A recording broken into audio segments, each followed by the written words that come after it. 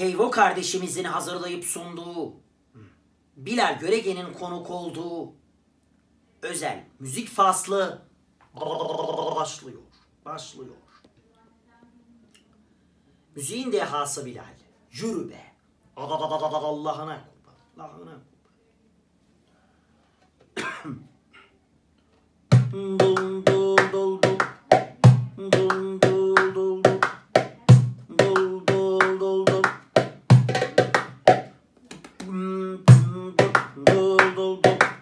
Dul dul dul. Ver coşkuyu, yükselt.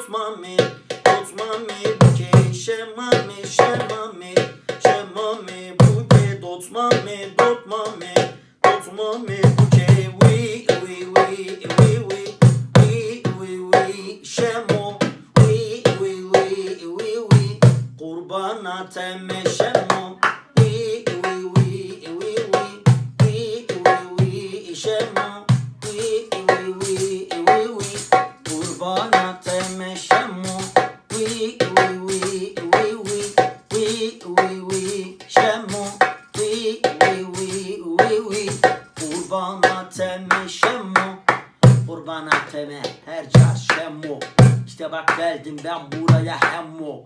Karşı tarafımda oturuyor heyvo. Gördüğüm video çekiyormuş heylo.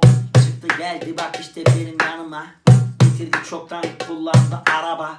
İyi ki ben tanıştım onunla evine. Her zaman için geldi o kendi görevine. Bilal Göregen eder her daim selam.